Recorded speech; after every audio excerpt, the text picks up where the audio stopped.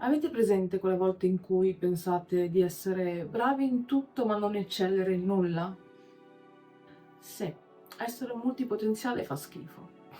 Dunque, sono più o meno 9 mesi che non faccio un video vlog, quindi ho pensato che fosse l'occasione per aggiornare questo canale. Non vorrei farne un video sfogo, ma so già che ne farò un video sfogo, quindi no, oggi non si parla di cartografia, ma benvenuto cartogatore. Questo è l'angolo dei segreti, delle cose che non dico, soprattutto non le dico in inglese perché già a stento riesco a farmi capire nei tutorial, figurati se parlassi di me in inglese. È peculiare poi che io riesca a fare un video vlog di aggiornamento ogni volta che qualcosa dietro di me cambia. Tutto mentre cerco di far cambiare qualcosa dentro. Il fatto è che vivo all'interno di quel paradosso dove le aspettative sono esattamente ciò che mi permettono di funzionare e allo stesso tempo avere delle aspettative e non raggiungerle è ciò che mi fa smettere di funzionare. Ed è molto particolare da fare come discorso. Insomma, oggi vorrei parlare di quella che è la produttività tossica, quella forza motrice che fa misurare il tuo valore in base a ciò che sei capace di fare nel tempo in cui tu stabilisci di doverlo fare. E questa forse è la cosa che mi atterra di più,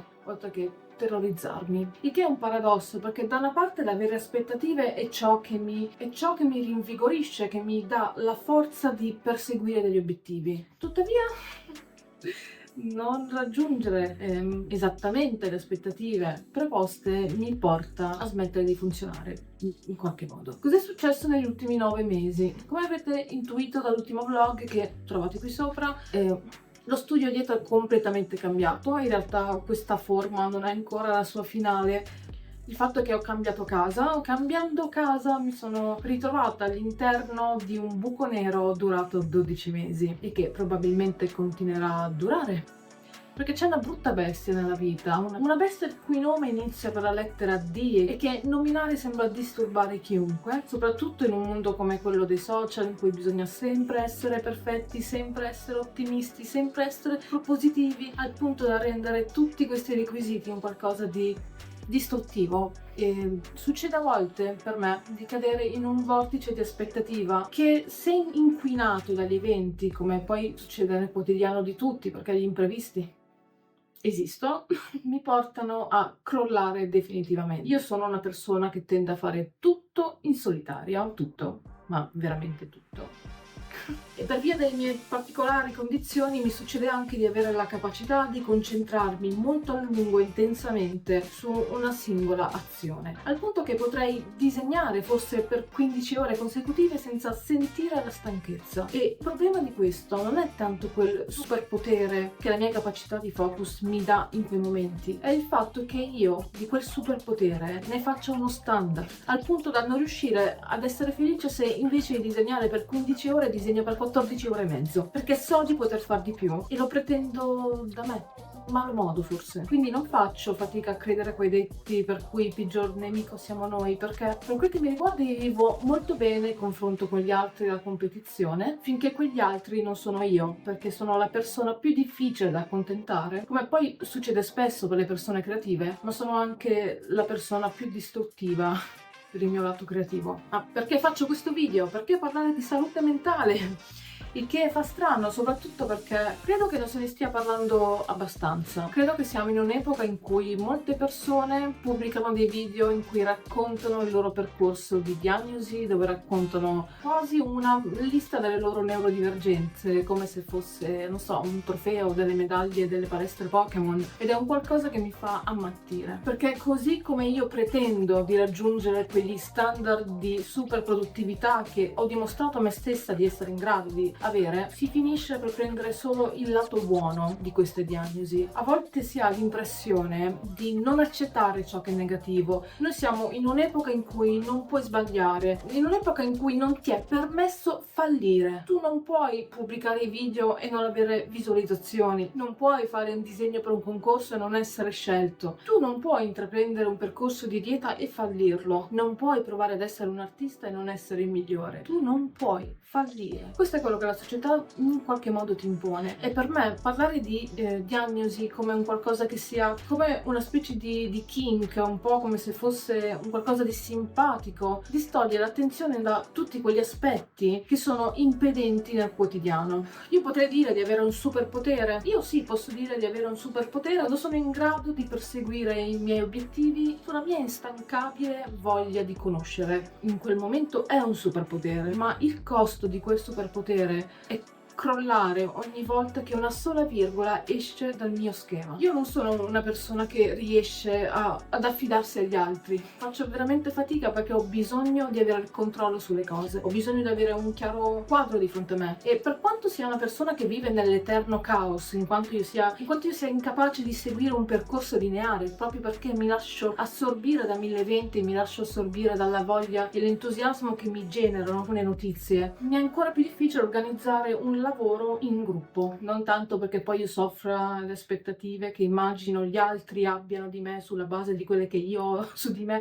Chiudiamo la parentesi per favore perché è infinita. E questo non affidarmi agli altri, se ci penso, è un po' una lama a doppio taglio. Da una parte mi permette di poter proseguire i miei percorsi, di sentirne la responsabilità e di non soffrire nel caso di fallimento, perché per quanto in questo mondo preveda di escludere il fallimento dal discorso, il fallimento non è altro che una tappa di qualsiasi percorso, perché non c'è vittoria senza un fallimento, non c'è lezione senza un fallimento. I fallimenti servono, devono esistere ed è giusto che ci siano, perché solo con i fallimenti potremo capire il valore dei successi. Ecco, sapevo che non sarei rimasto su un tema, ma avrei iniziato a dire cose a caso. Non riesco a stare in gruppo, il che significa che non riesco a delegare, non riesco a integrare nella mia quotidianità dei rapporti che siano duraturi nel tempo.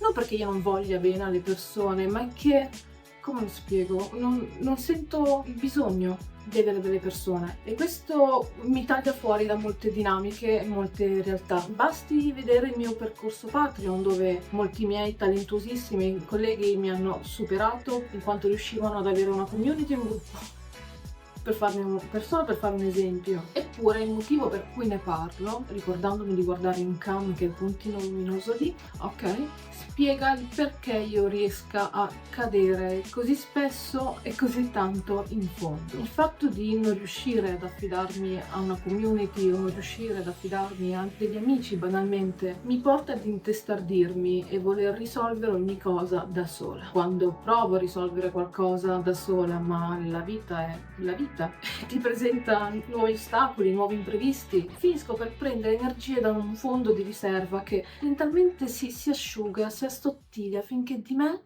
non rimane più nulla, se non un involucro che pretende e usa le uniche energie rimaste per pretendere qualcosa che non è oggettivamente in grado di dare. Probabilmente questo video è una mega super cazzola in cui cerco di spiegare la mia sparizione estiva. La verità è che per quanto io faccia fatica ad affezionarmi agli esseri umani e alle persone e accettare che loro facciano parte della mia vita, ho sentimenti molto più devastanti perché che riguarda piante e animali. L'avvenimento di quest'estate mi ha totalmente messo knockout e io non ho esaurito lo spazio del telefono, vabbè, penso che ora sia sufficiente. Dunque, non riesco a vivere in casa mia e guardare fuori dalla finestra per via di quello che è successo quest'estate. Non scenderò in dettagli, però quando vedo l'ignoranza umana nei confronti di alberi decennali che hanno raggiunto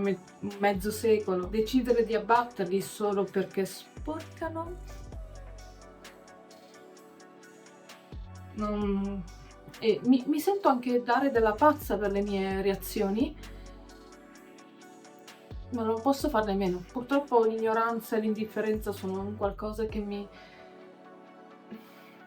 riportano giù. E quindi dopo un trasloco che ha sostanzialmente presentato un'infinita sequenza di imprevisti, e io che cercavo di stare a galla durante questi imprevisti per poter mantenere una routine lavorativa sana, mi sono poi in realtà ritrovata ancora più a fondo perché ho iniziato a pretendere da me una produttività che non avrei saputo garantire. Forse la mia fortuna è il fatto che io abbia tanti interessi e che questi interessi ciclicamente tornino in un qualche modo. Fare editing di video, editing di audio, disegnare, progettare giochi o analizzare strategie social, prendere parte a conversazioni e dibattiti sui diritti sociali, i diritti umani. In realtà ovunque io possa polemizzare mi rigenera tantissimo. Infatti mi stupisco del fatto che io non abbia scelto un canale YouTube drama. Credo che pubblicherei quotidianamente deliri, ma forse è anche per proteggermi che non lo sto facendo. In questa pausa che ho preso dal canale, questa pausa forzata perché non avevo le energie per alzarmi dal letto, visto lo stato depressivo in cui ero, non ha giovato sulla mia autostima e ho bisogno di uno sforzo immenso per riflettere sul fatto che io abbia semplicemente percorso una delle tante pietre che compongono questo percorso. Ad oggi ho molti lavori in coda, sia video che disegni che altro. Sto terminando 3 mappe che verranno pubblicate su Patreon nei prossimi giorni e oddio, non so quando pubblicherò questo video, ma comunque fine settembre, e ho intenzione di portare più video su questo canale perché YouTube in questo momento, unendo molte delle passioni che ho, tra cui il disegno, video editing o comunque quella curiosità sociale che ho, mi sta aiutando a recuperare le energie. So che non me ne frega nulla, però io sono felice così e sono orgogliosa di esserne felice. Un attimo, apro anche una parentesi su YouTube, perché ad oggi siete in 580. Io non ho idea di come siano 10 persone in una stanza, figuriamoci 580 persone. Non ho capito il perché mi stiate seguendo, ma lo apprezzo tantissimo e mi piacerebbe poter interagire con voi in modo più diretto. Tra l'altro avevo pensato, per festeggiare i 500, fare uno speciale 500, di andare in live e disegnare con voi direttamente, in modo anche da rispondere eventualmente ad ogni domanda sul mondo della cartografia, almeno nei limiti di quel che mi compete, essendo io una persona che ha ancora molto da imparare.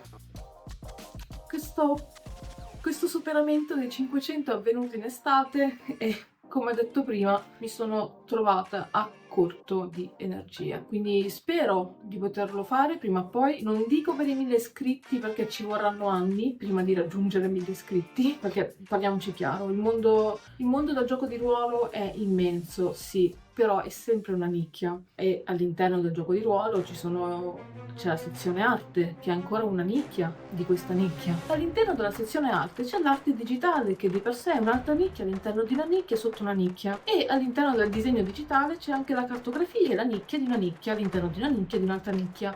E spero di non averlo detto troppo veloce perché so che in alcune regioni d'Italia potrebbe essere equivocato, quindi cerco di essere realista, proprio perché questo video parla di aspettative. Ciò che mi aspetto da questo canale è rompere le mie aspettative. Vorrei tornare a godermi quegli attimi, perché quando la tua routine produttiva diventa uno standard senza la quale non puoi considerarti un essere umano, abbiamo un problema. Fare un passo indietro, ammettere delle lacune, ammettere degli errori, forse è stata l'unica cosa che ad oggi mi ha salvato. Continuo a preferire il mio viaggio in solitaria, non me ne voglia male nessuno, nemmeno tu, Marco. Però mi piacerebbe anche poter invitare qualche ospite su questo canale. Vorrei poter confrontare le mie idee da disegnatrice con magari dei master di gioco, o perché no, delle persone che di geografia ne sanno veramente un pacco, che di certo non sono io. No, io disegno e basta. Mi dispiace deludervi. E che dire? Devo ricordare che viaggiare da soli non sempre ti permette di fare lunghe distanze. Però mi sta sul cazzo ammetterlo, ecco. Continuerò a camminare da sola, per gioia della mia pace, del mio equilibrio, delle mie ossessioni. Ah, e se hai ascoltato questo video senza sapere chi io sia, intanto complimenti! Da quanto dura il tuo percorso di terapia? Io sono Ren, nella vita disegno mappe e contenuti per giochi da tavolo. In questo canale condivido video di disegno, video tutorial per disegnare mappe fantasy e ogni tanto dei vlog per ricordare alle persone che sono pazze. Quindi se sei su questo canale probabilmente sei sei un giocatore o un cartografo. See you next time. Ciao cartogratori!